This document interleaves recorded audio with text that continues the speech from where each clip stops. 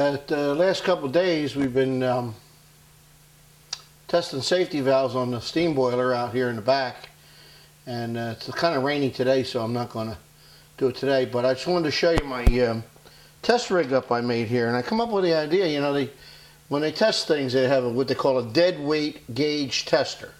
What that does is they have it's an oil thing, and they have a spinning disc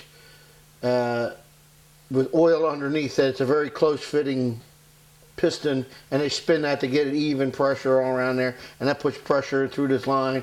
And then, make a long story short, you weight it down so much weight plus the disc is supposed to equalize the calibrate it to a certain pressure.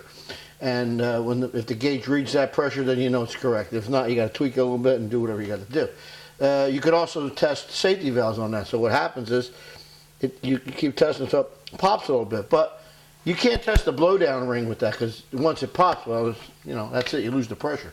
So I come up with this plan here, and I said, well, why can't I hydro test them? So that's what I've done here. I made up a little rig. This is copper pipe that I had laying around with a little copper base. And I bought this pump right here from PM Research.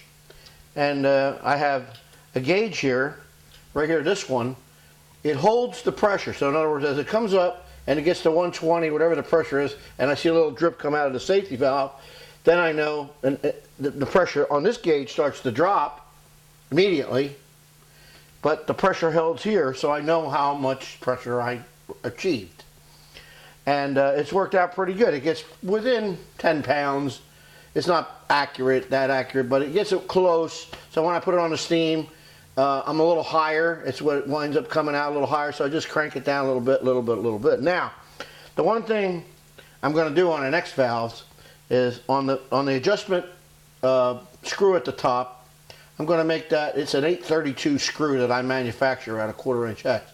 I'm going to change that to 40 threads per inch. Is going to give me a little bit finer adjustment, and the same thing with the blowdown ring. I'm going to go to 40 threads per inch.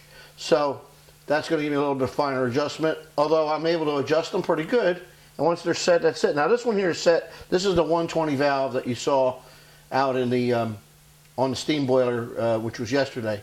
Was dark at the time when I finished and ran out of battery. So now the gauge is 0 here, and I'm going to pump this up. Coming up, they're equal in each other, so 60, 80, 100. Now when I get to 120, I'm going to go real slow. As I press this, it's going right up with me, and you're going to see a drop coming. There it is.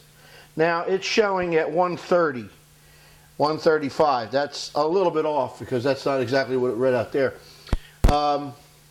I'm going to probably test these on several different gauges, but I guess eventually, as soon as the popularity of, hopefully the popularity of the valves comes about, that I'll get a regular nice gauge about that big with a very fine calibration on there, and calibrate it so that I know that it's 100 pounds, 200 pounds, whatever. When they leave here, they're going to be set to the proper pressure. Now, somebody gets them.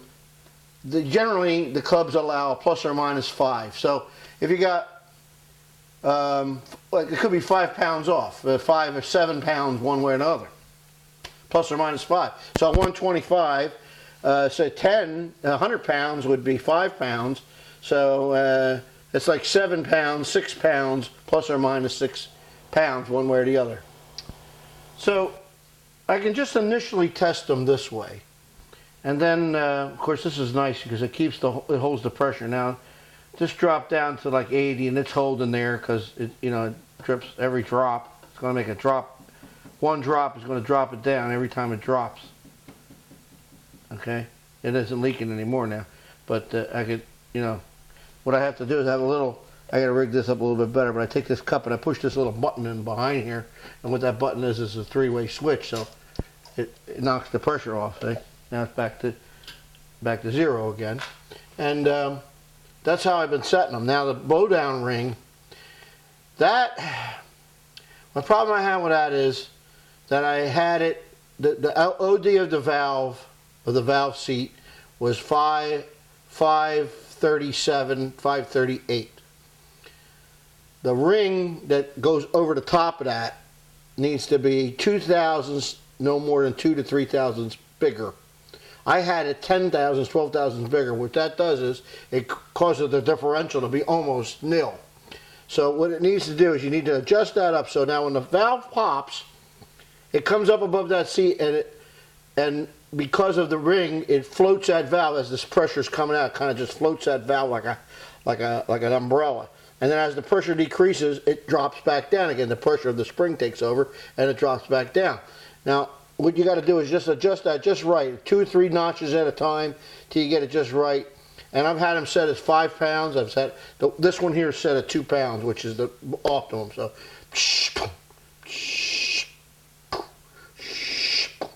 beautiful. And you saw it work on the boiler. So they're coming along, guys. This morning I went to McMaster Car and I bought a 3-foot piece of 3/4 bronze. It was $50, $51, which really isn't that bad. It's about internet prices. I mean, you want to try to be cheap and get some kind of scrap, but then you don't know what the material is. It's not consistent, and that's okay if you're making onesie or twosie, but I got to be consistent. I got to have the consistency of the same type of material. So this morning, and I'm going to do that on a video too, I'm going to set up the indexer, and I'm going to show you how to do that. I've done it once before, but I'm going to do a little bit more in depth now because I have a better editing program and I know how to do it. So that's all from Safety Valve Central. Coming out beautiful, man. And hopefully I get all these new rings made this week, and by next week I'll be testing them. Christmas week I get all 36 of them tested, and within sometime in January I hope to be shipping. And then we're going to start a whole process all over again, and so it should be pretty good. Okay, that's all for now. Thanks for watching.